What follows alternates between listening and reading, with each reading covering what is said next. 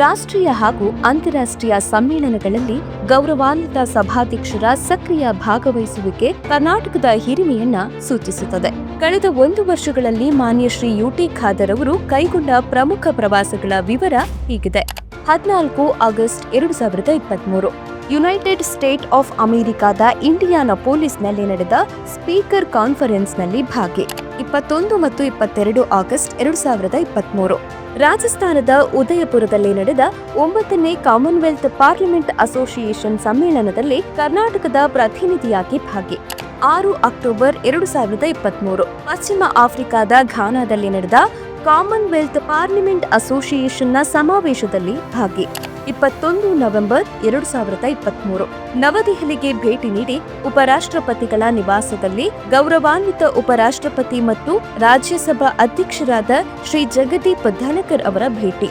26 September 2024 ನವದೆಹಲಿಯ ಸಂಸತ್ ಭವನದಲ್ಲಿ ಲೋಕಸಭಾಧ್ಯಕ್ಷರಾದ ಶ್ರೀ ಓಂ ಬಿರ್ಲಾ ಅವರ ಅಧ್ಯಕ್ಷತೆಯಲ್ಲಿ ನಡೆದ ಕಾಮನ್ವೆಲ್ತ್ ಸಂಸದೀಯ ಸಂಘ ಭಾರತ ವಲಯದ ಕಾರ್ಯಕಾರಿ ಸಮಿತಿ ಸಭೆಯಲ್ಲಿ ಭಾಗವಹಿಸಿ the role of legislative bodies in attainment of sustainable and inclusive development ಎಂಬ ವಿಷಯದಲ್ಲಿ ವಿಷಯ ಪ್ರಸ್ತುತಿ. 18 ಅಕ್ಟೋಬರ್ 2024 ಜರ್ಮನಿಗೆ ಭೇಟಿ ನೀಡಿ ಬವೇರಿಯಾ ಜರ್ಮನಿಯ ಎರಿಕ್ ಬಿಬ್ವೆಂಚರ್ ಯುರೋಪಿಯನ್ ಮತ್ತು ಅಂತಾರಾಷ್ಟ್ರೀಯ ವ್ಯವಹಾರಗಳ ಸಚಿವರನ್ನು ಭೇಟಿಯಾಗಿ ಕರ್ನಾಟಕ ರಾಜ್ಯದಿಂದ ಒಪ್ಪಂದಗೊಂಡಿದ್ದ ಹಲವು ಕರಾರುಗಳ ನವೀಕರಣ ಕುರಿತಾಗಿ ಮಾತುಕತೆ. 29 ಅಕ್ಟೋಬರ್ 2024 ದಕ್ಷಿಣ ಕೊರಿಯಾ ದೇಶದ ಅಧ್ಯಯನ ಪ್ರವಾಸದ ಸಂದರ್ಭದಲ್ಲಿ ದಕ್ಷಿಣ ಕೊರಿಯಾದ ಸಿಯೋಲ್ನಲ್ಲಿ ಭಾರತದ ರಾಯಭಾರಿ ಹಿರಿಯ ಭಾರತೀಯ ಆಡಳಿತ ಸೇವೆಯ ಅಧಿಕಾರಿ ಅಮಿತ್ ಕುಮಾರ್ ಅವರ ಭೇಟಿ. ಉಭಯ ದೇಶಗಳ ಸಂಬಂಧಗಳು ಶಿಕ್ಷಣ, ವ್ಯಾಪಾರ, ಆರೋಗ್ಯ, ಮಾಹಿತಿ ತಂತ್ರಜ್ಞಾನ ಕ್ಷೇತ್ರಗಳ ಕುರಿತು ಅನೌಪಚಾರಿಕವಾಗಿ ಚರ್ಚಿಸುತ್ತಾ ದಕ್ಷಿಣ ಕೊರಿಯಾ ದೇಶದ ಕರ್ನಾಟಕದಲ್ಲಿ ಹೂಡಿಕೆಯ ನಿರೀಕ್ಷೆಗಳು, ಅವಕಾಶಗಳ ಬಗ್ಗೆ ಪರಸ್ಪರ ಚರ್ಚೆ.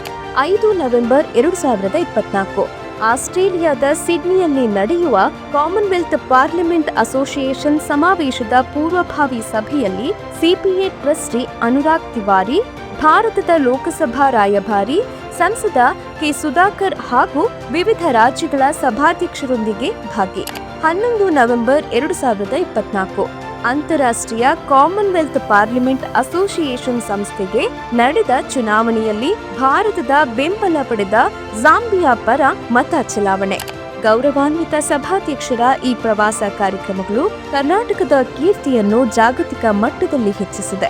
ದೇಶ ವಿದೇಶಗಳ ಶಾಸನ ಸಭೆಗಳೊಂದಿಗೆ ಆಡಳಿತದ ಮಾದರಿಗಳ ಪರಸ್ಪರ ವಿನಿಮಯಕ್ಕೆ ವೇದಿಕೆಯಾಗಿದೆ.